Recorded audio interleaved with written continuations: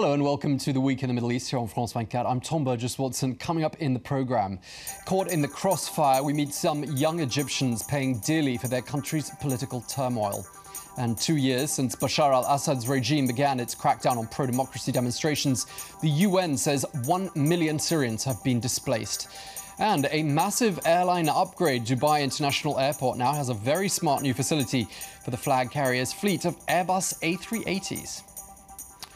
But we begin in Egypt, where hundreds of children between the ages of 9 and 17 have been illegally detained, following on from a wave of protests which has swept the country since late January. Many of those children have been imprisoned in camps by the security forces, and some say they've been subjected to torture. Our Cairo correspondent Catherine Stapley takes us now to meet one of these young children. 12-year-old Ziad Mohammed Ahmed is very happy to be back home, playing with his 9-year-old twin sisters. A month ago, the police arrested him as he was on his way back from watching his favourite football club training in downtown Cairo. They accused him of vandalising a nearby upmarket hotel. Accusations he denied as they dragged him into a police van. He says they hit him to try and make him confess. They beat me on my leg, on my side, and pulled my hair. They slapped my face. He was taken to an adult prison on the outskirts of Cairo, where he saw other detainees being tortured.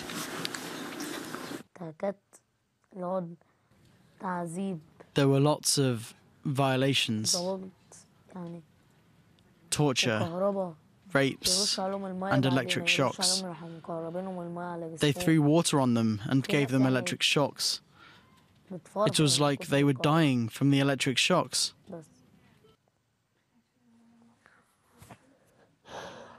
His father believes there's a political motive behind his son's arrest. The goal of the Muslim Brotherhood, by ordering the Interior Ministry to arrest children, is to break the will of the revolution on the ground, because they want to bring down the revolution and suppress it. And they do this by breaking the revolutionaries through their children. Hundreds of children have been rounded up during the violent protests against the government that have erupted here over the past few weeks. Many of them were taken to illegal camps run by the security forces. And some, like Ziad, have ended up in adult prisons. Under Egyptian law, children should be held in juvenile detention centres. But according to rights groups, this isn't happening. This lawyer is currently dealing with 125 cases involving children, some as young as 11 years old. It's the government's responsibility to prevent any harm coming to these children, but the opposite is happening. As soon as we saw this phenomenon, we lodged a complaint with the General Prosecutor. He is our last hope, but unfortunately no official steps have been taken. The Ministry of the Interior refused to talk to us about why this is the case. And the children Fadi represented in court today are not going to be released yet. Meanwhile, anxious parents are left waiting and wondering what exactly is happening to their children while they're in custody. Now, refugees started trickling out of Syria nearly 2 years ago when President Bashar al-Assad's regime began a ruthless crackdown on pro-democracy demonstrations. Well, 24 months on, and the United Nations says that the 1 millionth refugee has now been registered in one of Syria's neighbouring countries. We're looking at pictures of Bosra. Her house was destroyed in the city of Homs, and she sold her jewellery to pay for her trip to Lebanon and escape the turmoil in her country. Well, the UNHCR is warning that this figure of 1 million Syrian refugees could triple by the end of this year. Now to an airline upgrade with a difference. Construction at Dubai International Airport has now finished for a new terminal building, which is designed exclusively for the fleet of double-decker Airbus A380s. Well, the Super Jumbos belong to Emirates Airlines, and it's the UAE's latest push to position its flag carrier head and shoulders above the competition. France 24's Rochelle Ferguson explains. It took just 4 years to build this immense glass building. Dubai now boasts the first airport terminal in the world dedicated to the A380 Airbus. Here, Dubai's national airline has 20 jets transporting thousands of passengers. Not before they visited dozens of restaurants and, of course, luxury boutiques. It's an approach which has won over passengers. It's excessive. That's Dubai. There are people actually driving cars inside because the airport's just so big. Long gone are the times when Dubai was simply a vast desert pounded by the sun. In half a century, the country's most powerful family, Al Maktoum, has accumulated millions, mainly thanks to oil revenue. First, they built the airport, then the company itself. Oil wealth has afforded an impressive advantage over its competitors. While Emirates owns 90 A380s, Air France has bought just 12. Emirates' powerful fleet is suffocating its rivals. The company's CEO is unapologetic. Anybody who'd like to help us get more flights into Paris and other points in France, we're very welcome. Marseille, Bordeaux, Toulouse, Nantes, you name it. In the battle of the airlines, Air France has installed a bar on some of its flights. Emirates bars, however, are 3 times bigger. Lufthansa announced real bedrooms. Emirates answered with not just a bed, but an ensuite at a competitive price to boot. We invest a lot of time and money in economy first and the business cabin as well. Travel is part of people's lifestyles today. Emirates also has no qualms about bringing experts in competition in, like these ex-Air France and Air Italia employees. So how's the Lyon office? The same goes for cabin crew who arrive in their hundreds to work in Dubai. Most stay for a few years in high towers like these before moving on. This French air hostess arrived 18 months ago. At age 24, she earns about €2,000 net each month, but that's not all. There are quite a few benefits.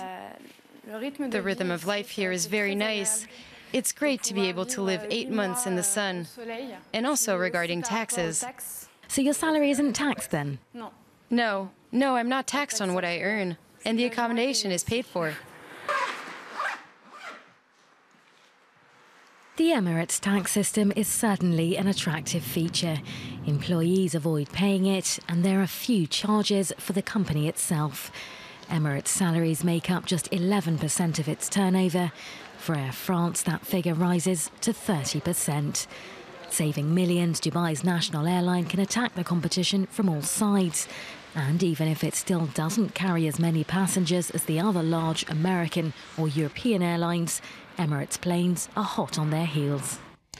A Saudi princess who did a runner from a top Paris hotel is to have her assets frozen here in France. Princess Massa Al Sudairi clocked up the huge bill of €6 million after taking over an entire floor of the hotel property. She then went on a serious shopping spree, splashing out about the same amount again on luxury goods and jewels, while King Abdullah of Saudi Arabia is reported to have refused to settle her colossal bills. Now to Jerusalem, where the Israel Museum recently opened its biggest ever archaeological exhibition. It's the first of its kind to be dedicated entirely to King Herod, one of the most contentious figures in Jewish history. But the controversy is less about him and more about where the artefacts came from. France 24's Gallagher Fenwick explains. This sarcophagus is believed to have held the remains of a ruler who may be just as controversial as this exhibit dedicated to his legacy at the Israel Museum. The show is titled Herod the Great, the King's Final Journey. Over 30 tons of artifacts are on display. Sculptures and stone structures that supposedly belonged to one of the most feared leaders of Roman times. The fact that they were removed from sites in the West Bank has drawn condemnation from Palestinian officials, but the Israeli curator says that the goods will be returned. For the moment, it's on loan to the museum, and we will return it to its owners after the exhibition. So are the owners the Palestinians? No, the owners are not the Palestinians at the moment, nor are they anybody else. But it will not stay at the museum, this is what I'm saying. The Palestinian Deputy Minister for Antiquities takes us to one of Herod's palaces near Jericho. He accuses Israeli authorities of violating international conventions by excavating in territory which they occupy. He also blames them for making political use of a historical figure who was also known as the King of the Jews to prove their rightful claim to these lands in the West Bank. It has been widely used to justify political, historical claims and recently more justifying Israeli settlement policy. This man-made hill in the West Bank is the site from which Israeli archaeologists shipped most of the items at the Herod exhibit in Jerusalem. This local from the Palestinian village nearby tells us that this amounts to theft. This mountain, according to the Oslo records, should be handed over to the Palestinians, like other sites in the West Bank.